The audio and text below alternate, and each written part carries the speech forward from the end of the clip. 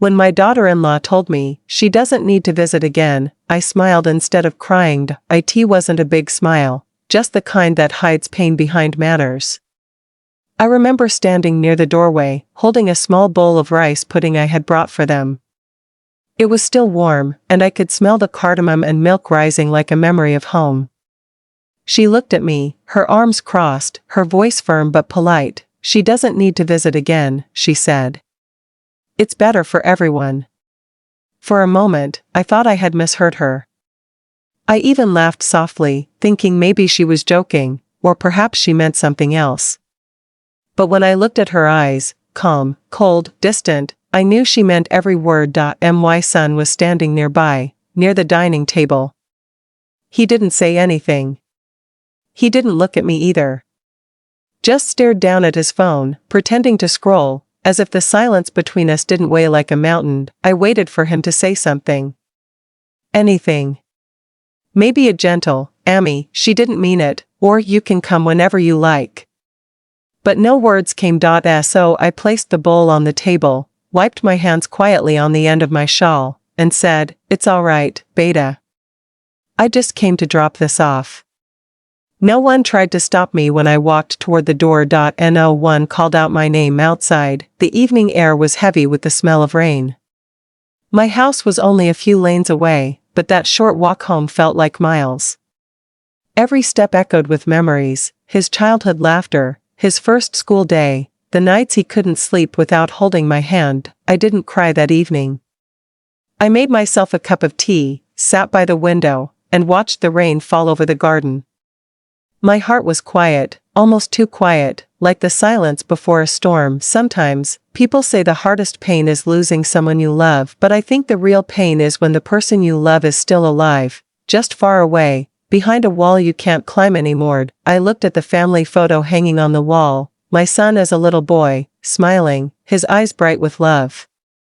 I whispered to that photograph, "Where did you go, my child? When did I lose you?" That night, I couldn't sleep. Every sound in the house reminded me of him, the fan turning, the clock ticking, the soft creak of the door. It all felt like him calling me from somewhere far, somewhere I couldn't reach. I tried to remember the last time he hugged me. The last time he said "Amy" with love in his voice. It had been months, maybe longer. He used to call me every evening after work. He'd say, "Amy, what did you cook today?" And I'd laugh, telling him about the same simple food I always made, pretending I was busy, pretending I wasn't waiting for his call. But slowly, those calls stopped. One missed call became two, then weeks of silence. I told myself he was busy, that life changes after marriage, that it's natural. But deep down, I knew something was slipping away. When my husband passed away years ago, my son was my world.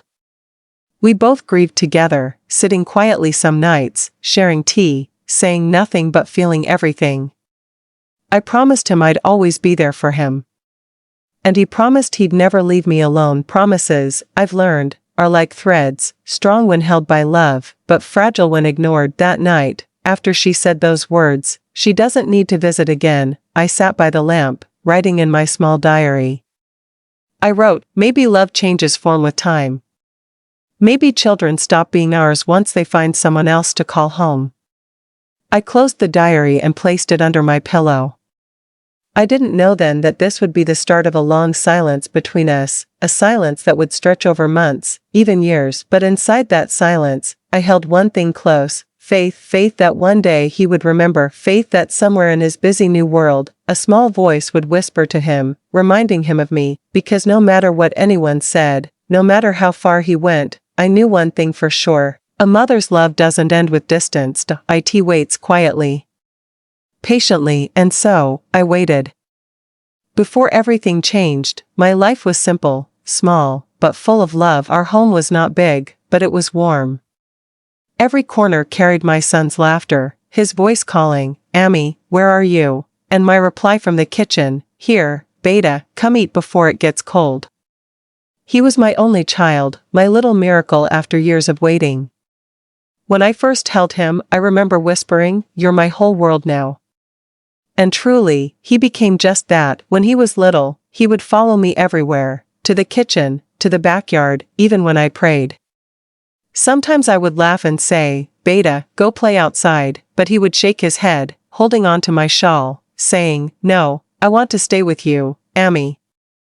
Even after all these years, I can still hear his small footsteps running across the floor, his laughter echoing through the house. He was a quiet child, not demanding like some others. But his eyes, they spoke 1,000 words.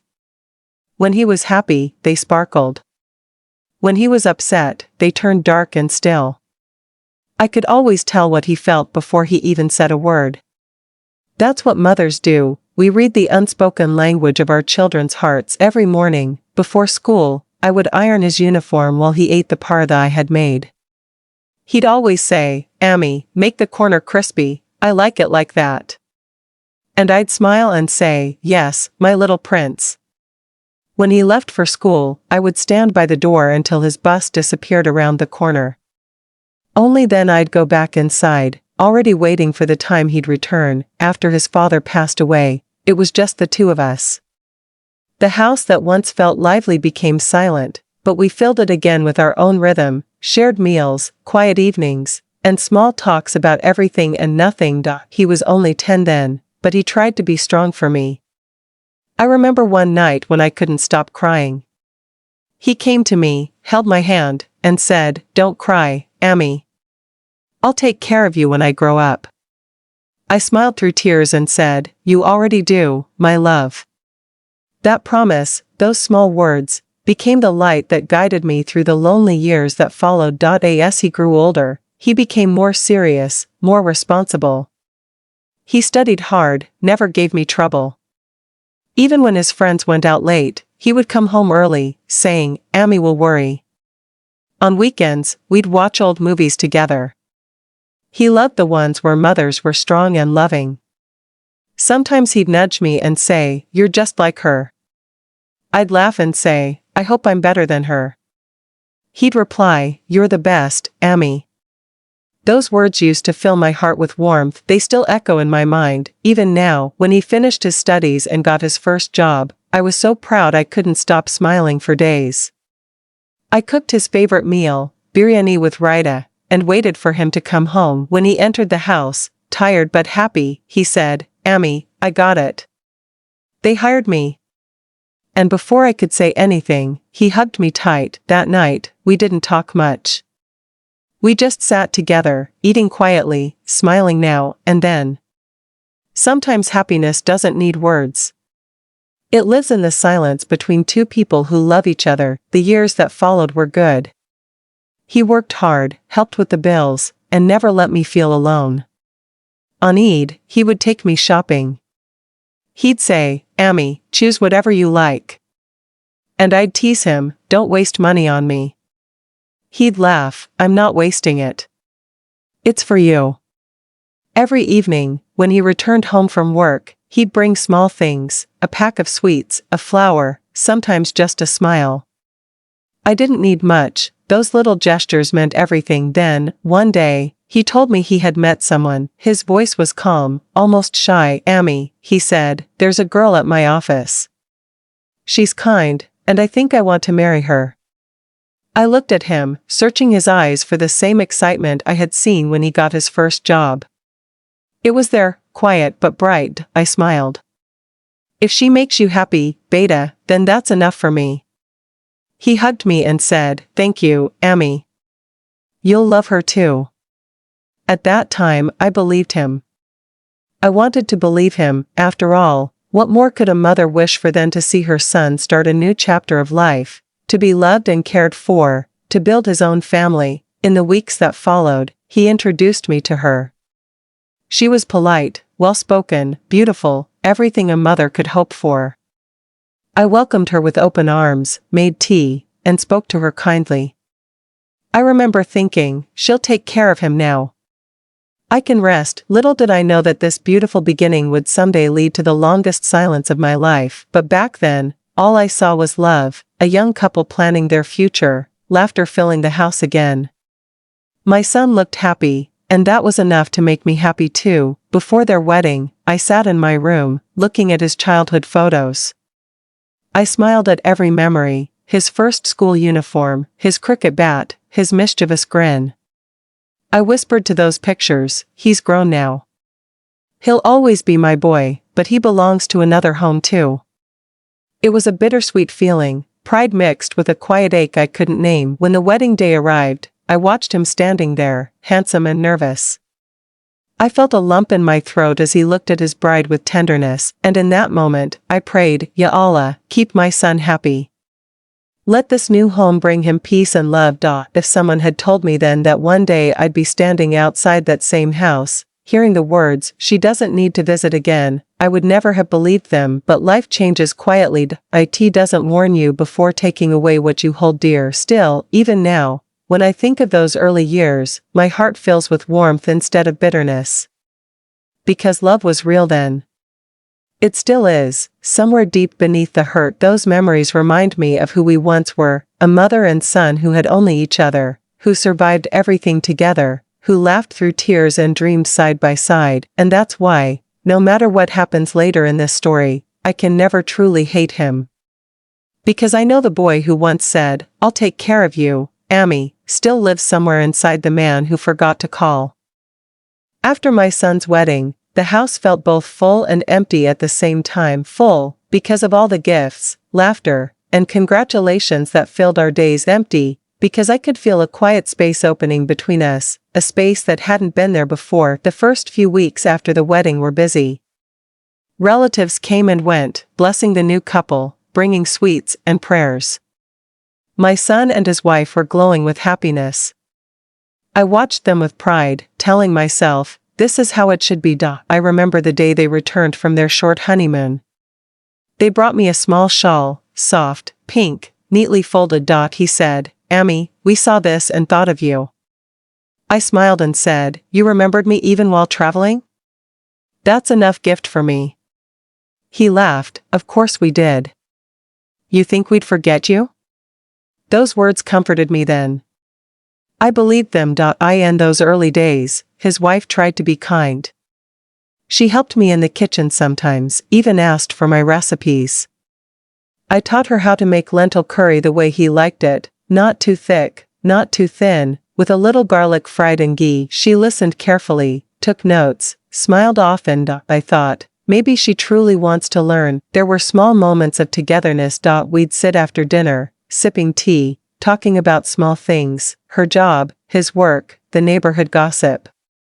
I felt hope in those moments. Maybe, just maybe, this new chapter would include me too. But slowly, little things began to change. It started with small silences, moments where my son would look at his wife before answering me, or where she'd finish his sentences for him, gently, but with a tone that said, I know him better now. Once, when I asked if they'd come over for lunch on Friday, she said, we'll see.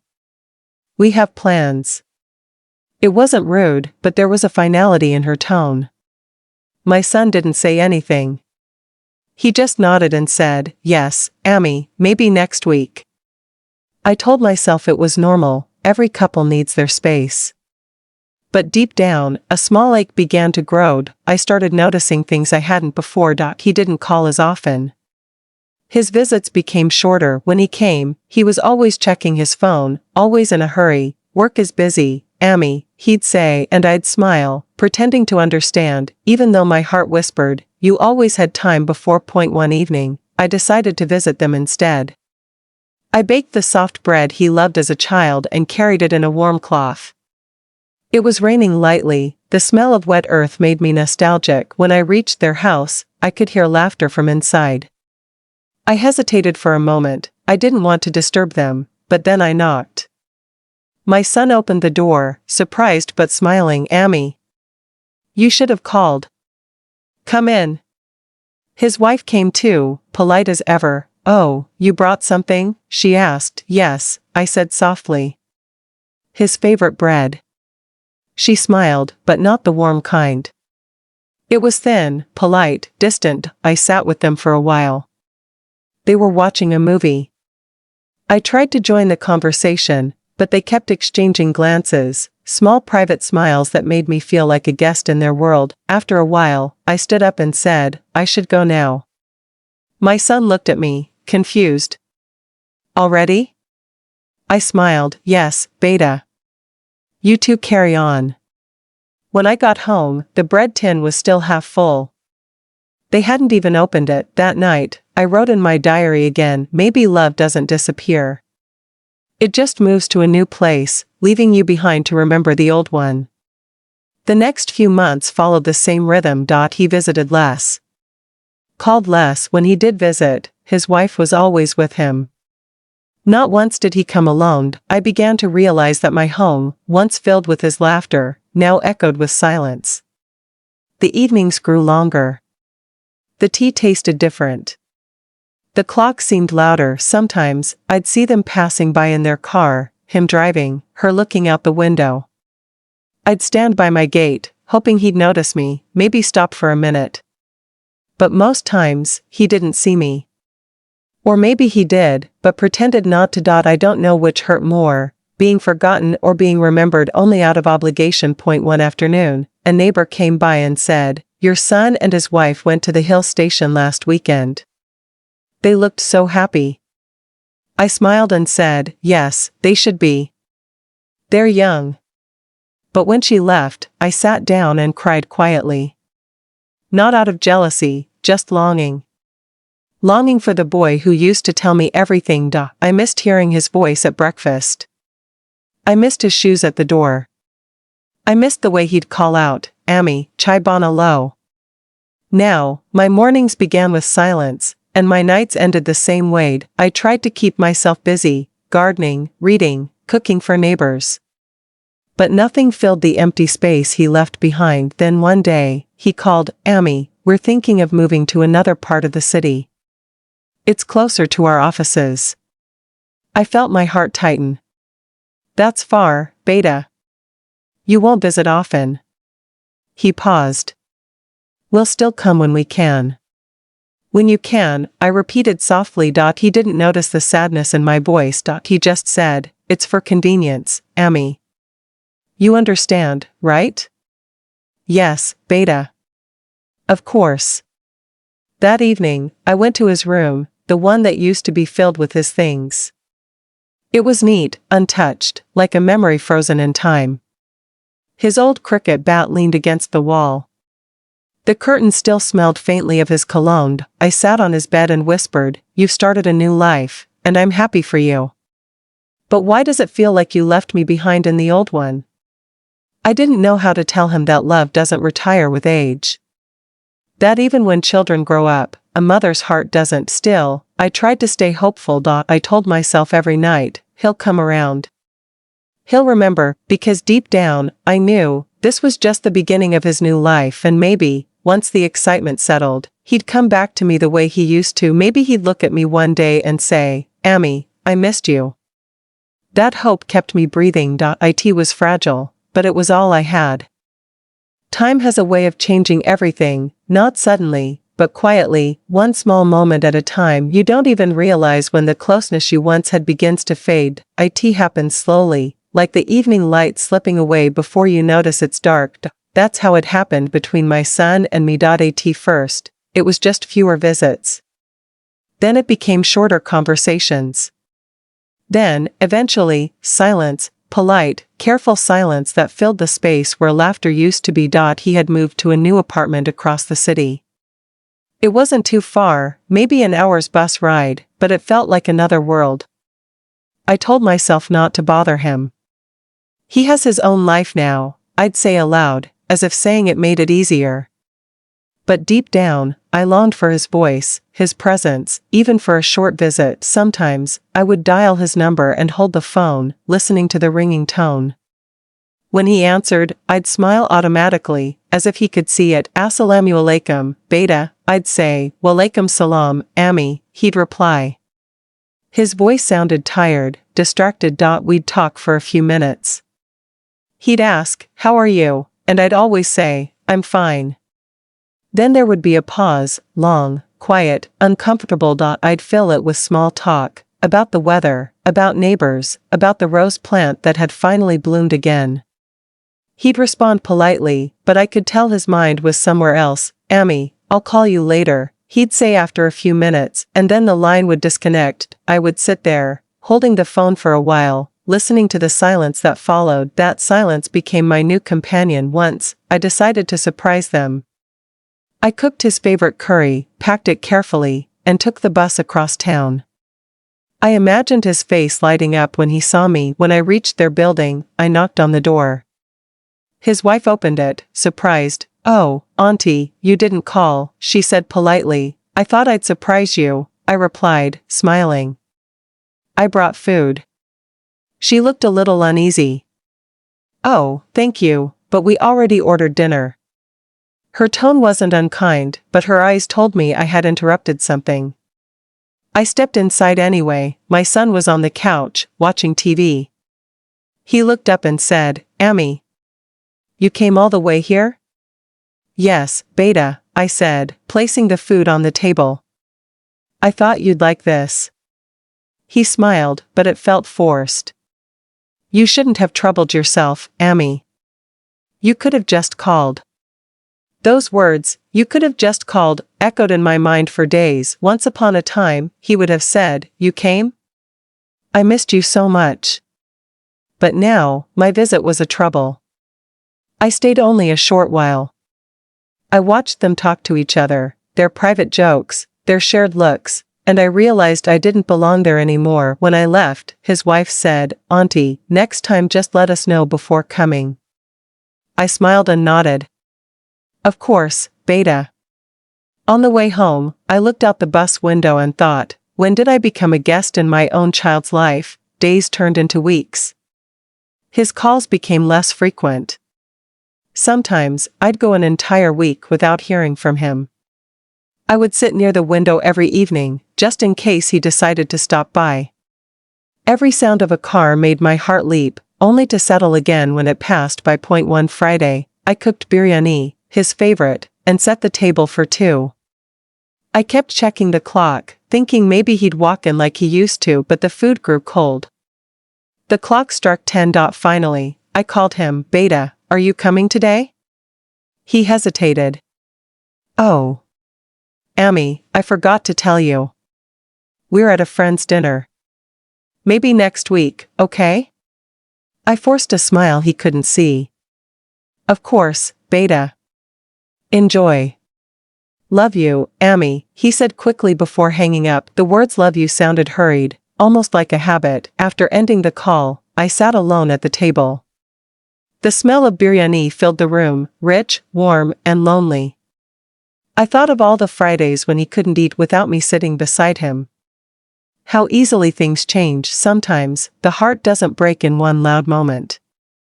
It breaks in quiet ways, when your son forgets your birthday, when he forgets to ask if you've eaten, when his words sound polite but not warm. One day, while cleaning his old room, I found his childhood drawings, stick figures of me and him holding hands.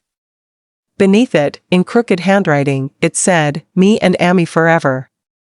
I sat on the floor, holding that paper to my chest, whispering, "Forever is a short word, my child." The neighbors began to notice too. "Your son doesn't visit much these days," one of them said kindly. "He's busy," I replied, smiling.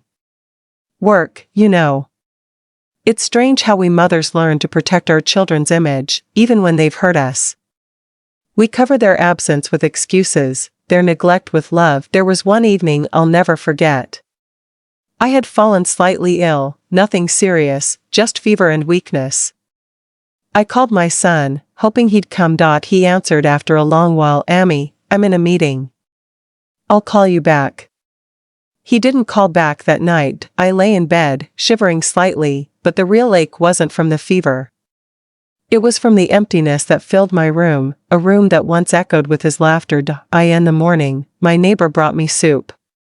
She said, "Your son must be busy, poor boy." I smiled again. "Yes, very busy." I didn't want anyone to think less of him. Because even then, even after all the distance, my heart couldn't stop loving him. That's the hardest part of being a mother. You don't know how to unlove your child. You can see the distance growing, you can feel the silence thickening, and still, your heart whispers, maybe tomorrow will be different. So I waited for tomorrow every day, because I believed that someday he'd come back, knock on my door, and say, "Amy, I'm sorry for being away." But what I didn't know was that the real test of my heart was still ahead, the day she would look at me and say the words that would echo for years, "She doesn't need to visit again." That moment hadn't come yet. But I could already feel it approaching, slowly, like a storm you sense before it breaks. It was strange how silence could fill a house so quickly. One moment, everything feels warm and familiar, and the next, even the ticking of a clock sounds too loud. That was what my home became after those first few months of my son's marriage. A place where words still existed, but they had changed. They didn't travel the same way anymore. They hit invisible walls and never reached the heart. I used to wait for his calls every evening. Even a simple "Amy, how are you?" would bring comfort to my day. But gradually, those calls became shorter. Sometimes he would sound distracted, sometimes he wouldn't pick up at all. When he finally did call, his words felt rushed, almost like he was doing me a favor by remembering, "Amy, everything's fine. Don't worry. I'll visit soon." "Okay, Beta," I would reply softly. "Just take care of yourself." But deep inside, I knew soon had started to mean someday. I remember one particular afternoon. It was raining outside, gentle rain, the kind that made me think of childhood stories and cups of tea. I thought, maybe this is a good day to call him. Maybe the sound of rain will soften our words again. He picked up after 3 rings. "Yes, Amy," he said. I smiled automatically, even though he couldn't see me.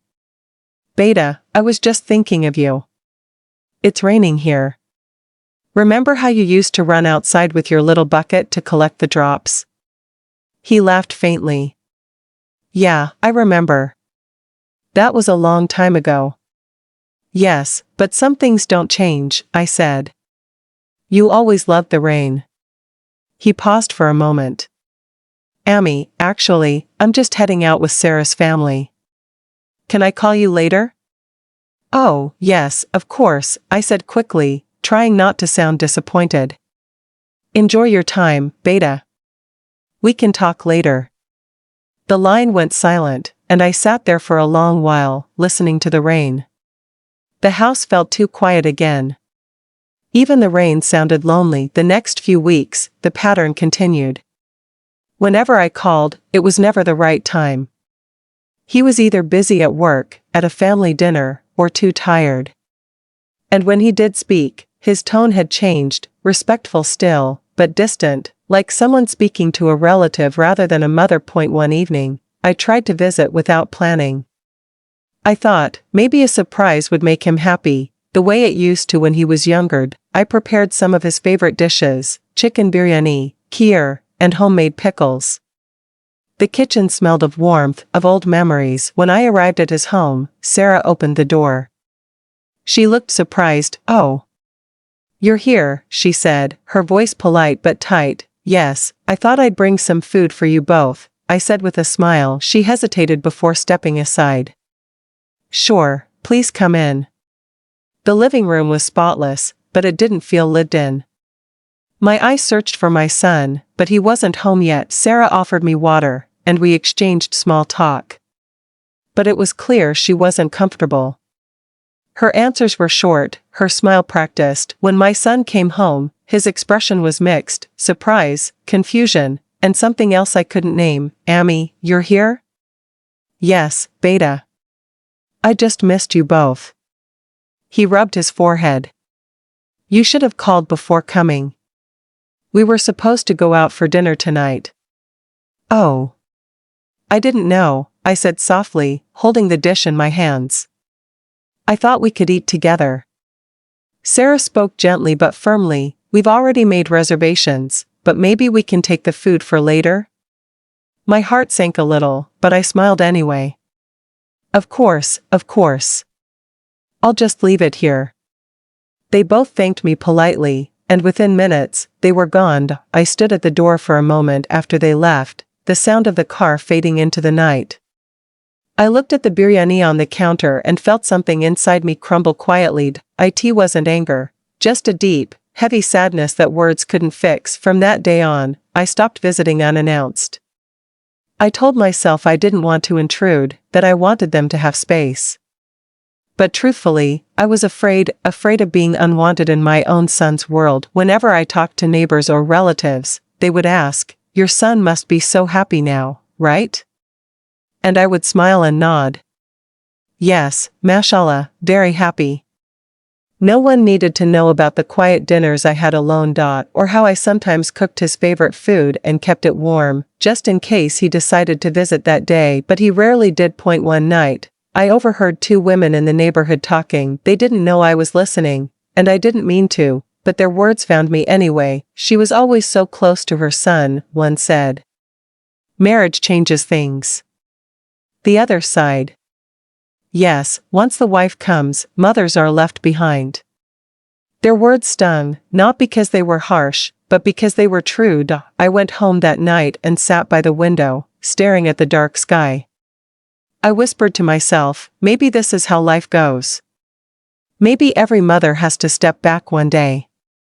But in my heart, I couldn't accept that love could just fade because of distance, or because of someone new. As months passed, our conversations turned into short check-ins. "How are you, Ami?" "I'm fine, Beta." "How are you and Sarah?" "All good, alhamdulillah." "Okay, I'll talk later."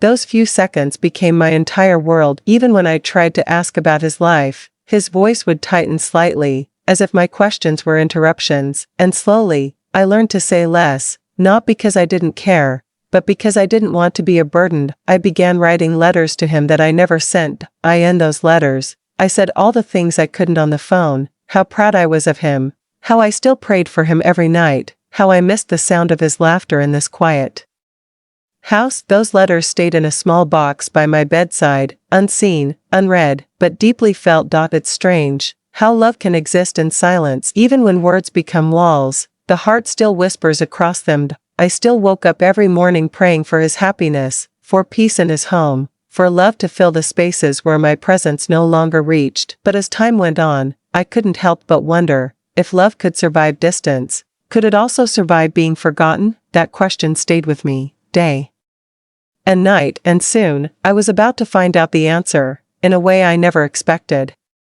It was a bright morning, the kind of day that looks peaceful from the outside, but carries something heavy in the air. I woke up early, as I always did, swept the front yard, and watered the little plants I'd been nurturing for years. The sunlight fell softly on the flowers, and for a moment, everything looked calm. But sometimes, life doesn't show its storms until they arrive at your door. That morning, I decided to call my son again. I had dreamt about him the night before. He was young again, laughing, holding my hand as we crossed a street. I woke up smiling, thinking maybe it was a sign. Maybe he would sound warm again, like the boy I used to know. When I called, he didn't pick up. I tried again an hour later. Still nothing. Finally, by evening, he called back. His voice was low, almost tense. "Ami, I saw your missed calls. Is everything okay?" "Yes, Beta, everything's fine," I said, trying to sound cheerful. "I just wanted to hear your voice. It's been a while." He was quiet for a moment, then sighed. "Ami, actually, Sarah and I were talking." My heart skipped a beat.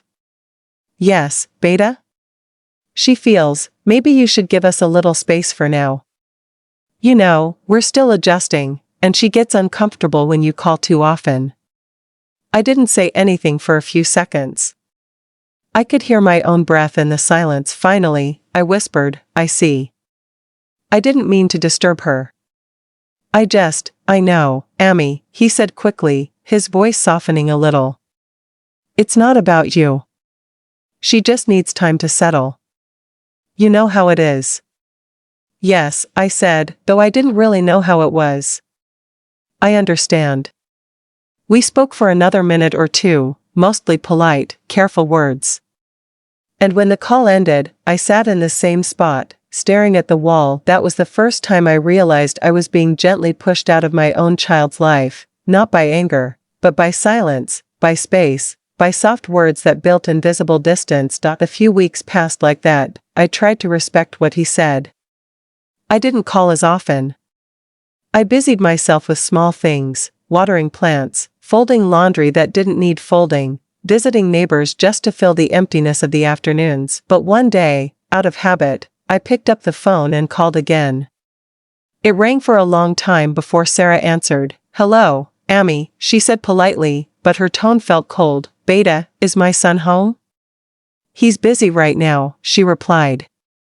"Actually, Amy, I wanted to talk to you about something." My heart sank.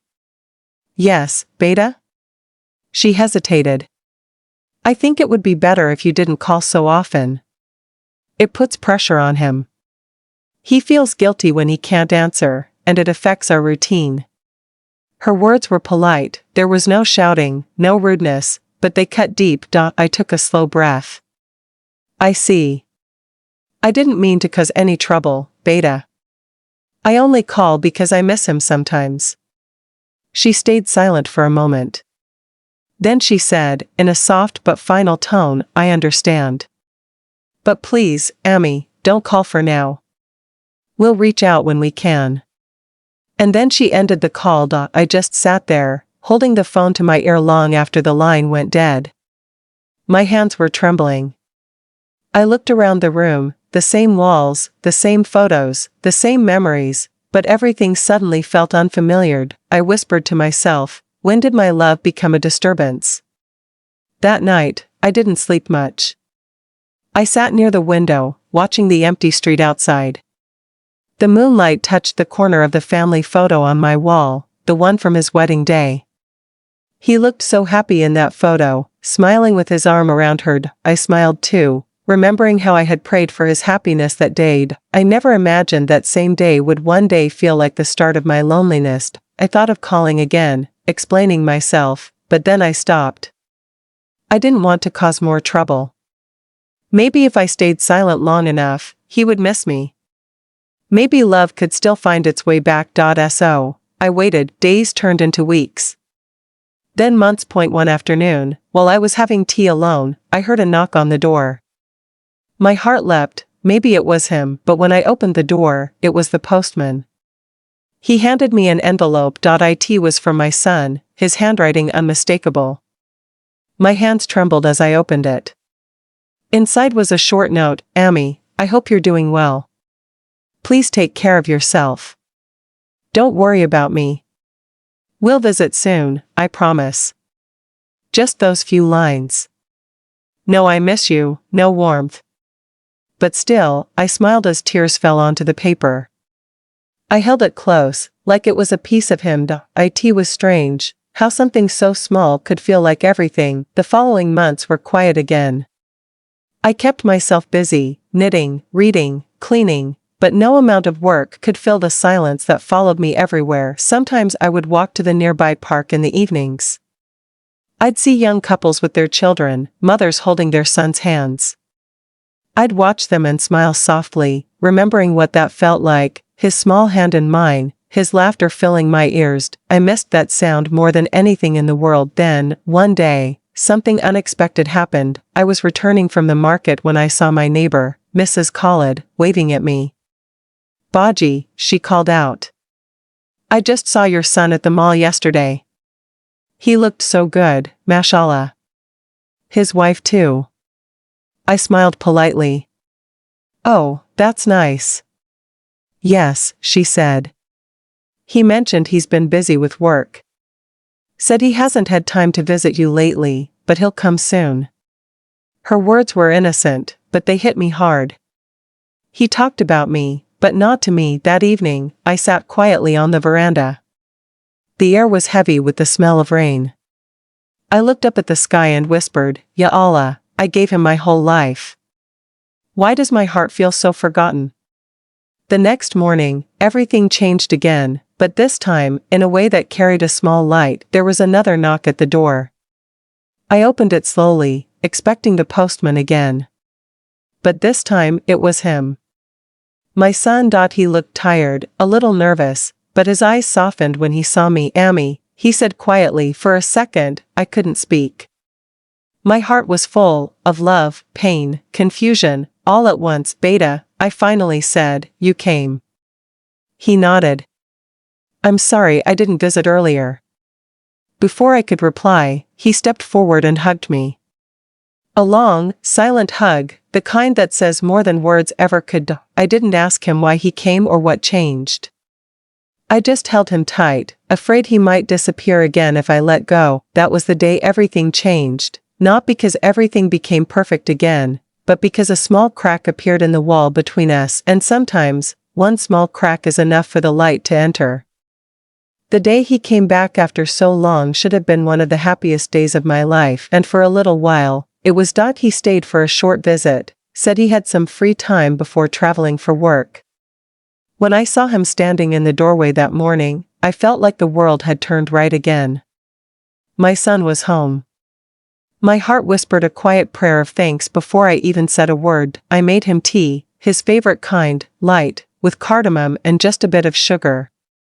The smell filled the room, bringing memories of all the evenings we had spent together when he was little. He smiled when he took the first sip. This still tastes the same, he said. I laughed softly. Some things never change, Beta.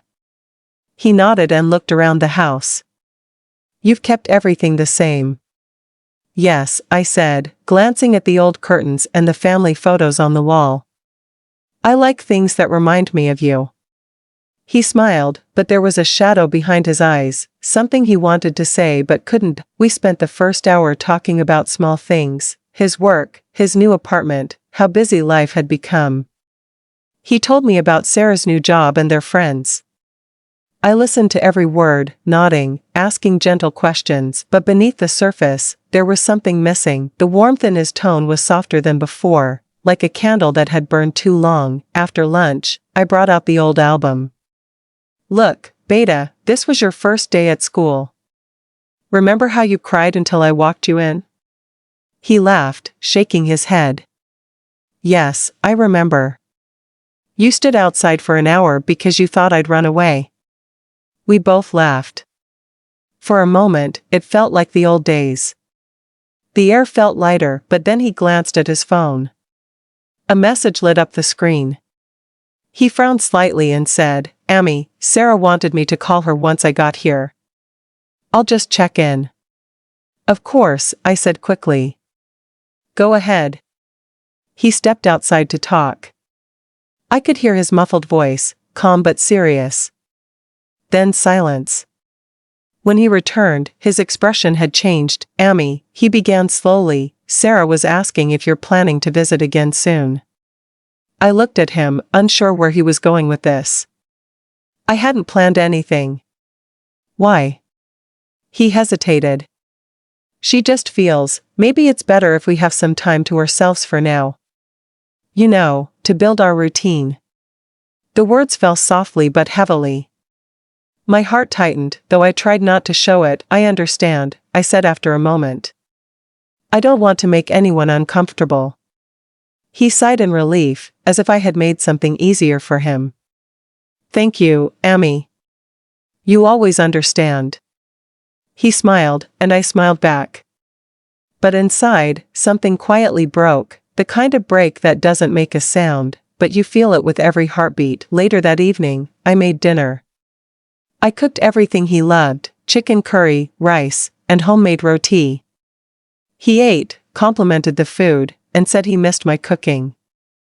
But as soon as we finished, he started glancing at his watch again. You have to leave early? I asked gently. Yes, he said softly. Sarah's waiting. We're supposed to go to her parents' place tomorrow, and I promised I'd be home tonight. I nodded. Of course, Beta. You should go. He got up, hugged me quickly, and thanked me for everything. I walked him to the gate, waving as he got into his car. The sound of the engine faded, and with it, the warmth of the house. When I went back inside, the silence was deafening.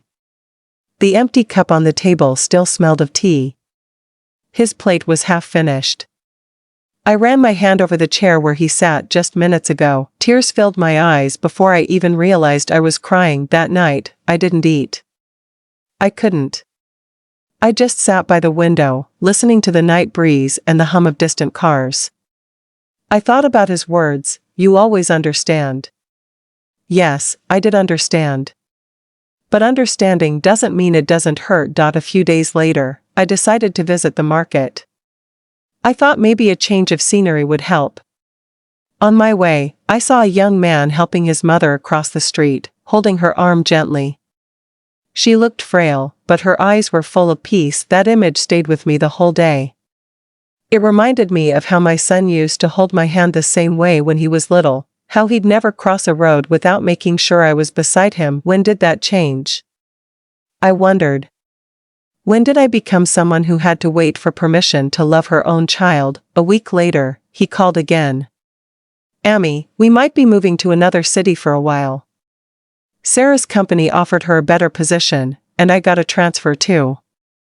My heart skipped. "Oh, that's wonderful, Beta." He hesitated. "It's a few hours away. But we'll stay in touch, I promise." I smiled through the phone. "Of course, Beta. You both should do what's best for your future." After the call ended, I sat quietly, holding the phone to my chest. It felt like goodbye, though he hadn't said it that way. Weeks passed. The calls became fewer again. Sometimes, days went by without a word. One afternoon, while cleaning the cupboard, I found the lunch plate he had used during his last visit, washed, stacked neatly, but still set apart from the rest. I picked it up and felt a strange ache in my heart. That was when I realized something I hadn't wanted to admit before. My son still loved me, but he was no longer mine in the same way. The world had taken him forward, and I was standing still, holding memories like precious glass pieces, too fragile to touch. That realization broke me more than any harsh word could. Because there was no villain in this story. No shouting, no betrayal.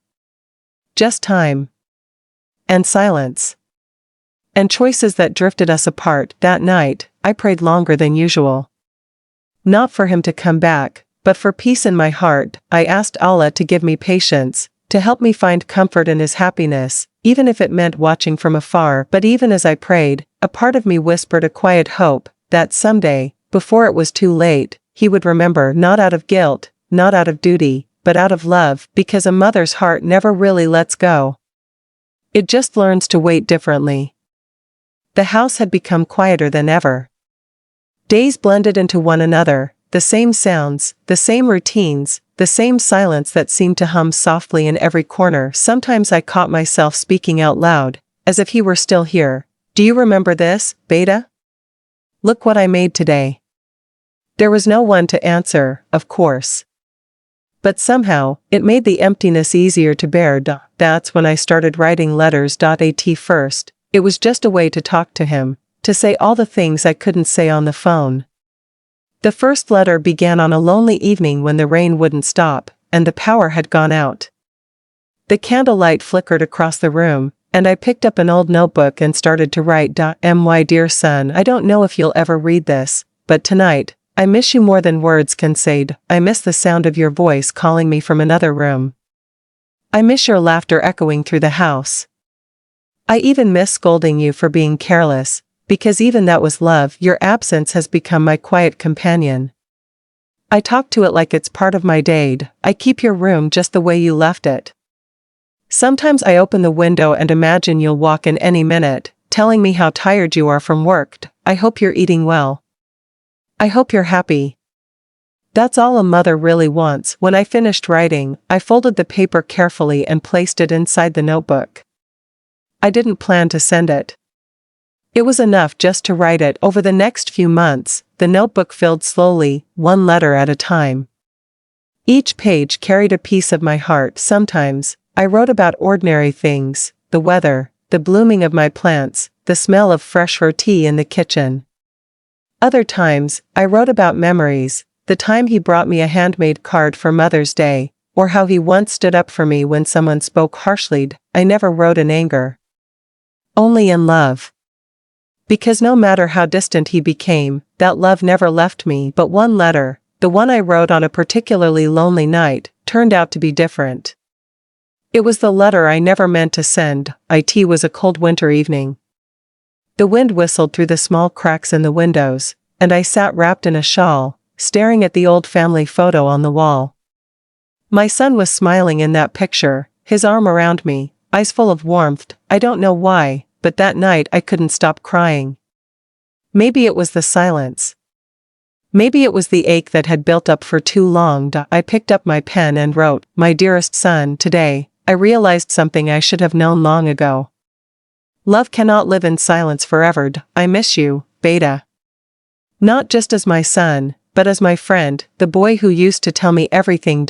I know life has changed for you. You have responsibilities now, a wife, a new home, dreams to chase. I understand that. But still, I can't help missing the days when your world included me too. Do you remember how you used to say, 'Amy, I'll always be by your side'? I believed you, Beta. I still do, somewhere deep down. I'm not angry. I never could be. I just wish you would call sometimes, not out of duty, but because you wanted to. This heart is getting old now. It still beats, but some days it feels tired of waiting. Still, I pray for you every night. Maybe one day, when you open your heart and remember me, you'll find this letter. Until then, I'll keep the light on, the way I used to when you came home late." When I finished writing, I cried for a long time, quietly, like a whisper no one could hear. I folded the letter, slipped it into an envelope, and wrote his name on it in neat handwriting. Then I placed it in the small wooden box by my bedside, along with all the other letters. But the next morning, something unexpected happened. The postman came earlier than usual. I had a few bills to send, and in my half-distracted state, I accidentally placed that letter, the one I never meant to send, in the stack of outgoing mail. By the time I realized it, it was too late. My heart raced as I stood by the window, watching the postman disappear down the street. "Ya Allah," I whispered, "what have I done?" For the rest of the day, I couldn't eat. I couldn't rest. I kept thinking about what he would think if he read it. Would he be upset? Would he feel guilty? Would he even reply? I regretted it, and yet, somewhere deep down, a part of me also felt relieved. Maybe, after all this time, he would finally hear what I had been too afraid to say out loud. Days passed. No response. Then a week. Then 2. I told myself maybe he didn't get it. Maybe it got lost in the mail. But part of me knew he had received it, and didn't know how to respond. Then one evening, the phone rang. "Amy," he said quietly. His voice was softer than I remembered. "I got your letter." My heart skipped. "Oh," I said, unsure what to say next. There was a pause. I could hear him breathing. "It made me cry," he said finally. "I didn't realize how much I'd hurt you." Tears filled my eyes instantly. "No, Beta. You didn't hurt me. You just forgot me for a while. That's all." He didn't speak for a moment. Then, in a trembling voice, he said, "I'm sorry, Amy."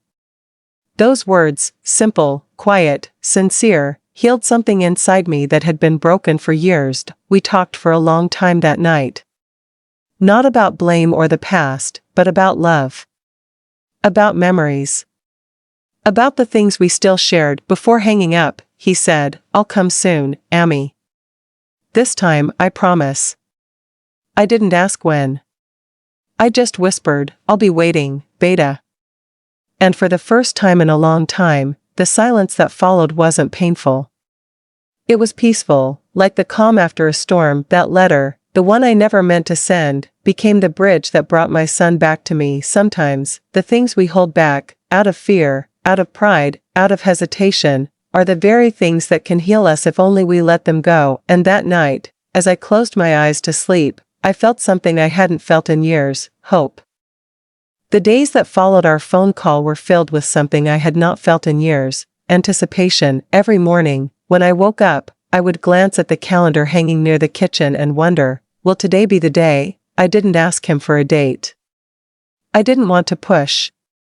I just waited, the way a mother always waits, quietly, faithfully. I cleaned the house a little every day. I washed the curtains, polished the furniture, and even took out his old bedsheet, the one with the blue pattern he used to love. My neighbors noticed my sudden energy and asked, "Auntie, someone coming?" I smiled softly. "Inshallah," I said. "My son." Weeks passed, and then one afternoon, just as I was watering the plants in the courtyard, my phone rang again. "Amy," he said, his voice warmer this time, "can we come tomorrow?" For a second, I couldn't breathe. "Tomorrow?" I repeated, "Yes, Amy. Me and her." He hesitated before saying the last word, but I caught it. I felt a tremor of nervousness. It had been years since I'd last seen her, my daughter-in-law, the woman whose one careless sentence had built a wall between us. Still, I smiled and said softly, "Of course, Beta. Come home." After ending the call, I just sat down for a moment, not out of tiredness, but because my heart was pounding with too many emotions at once. Happiness.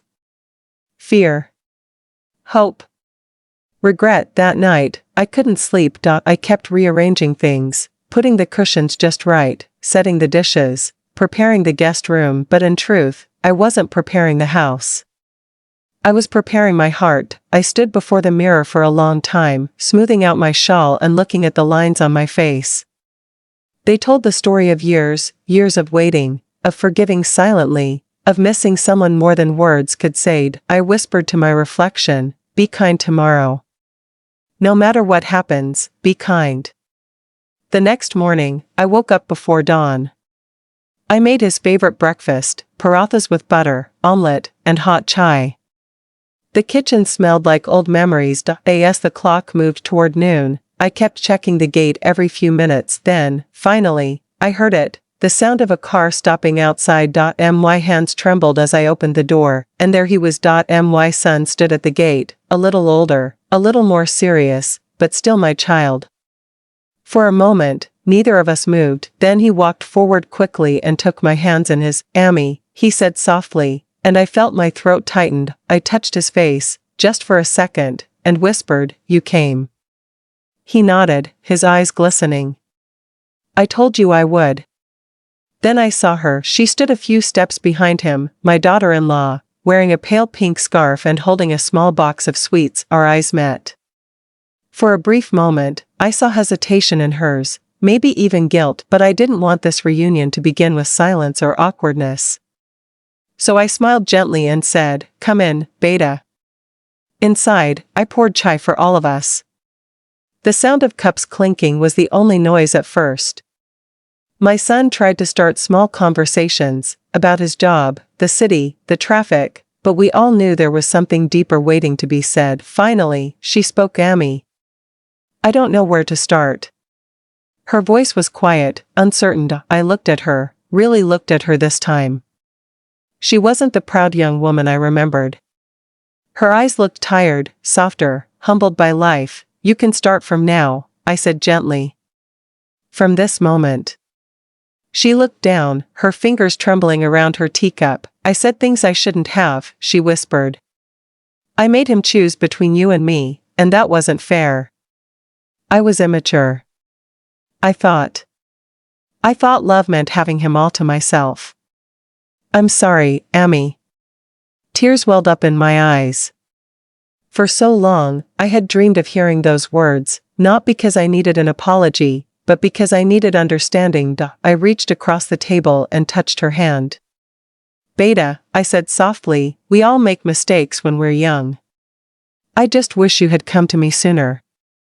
She nodded, tears falling freely now. "I was scared you'd reject me." "How could I?" I said. "You are the one my son loves. That makes you mine too." My son exhaled deeply, as if he had been holding his breath for years. "I don't deserve either of you," he said. I smiled faintly.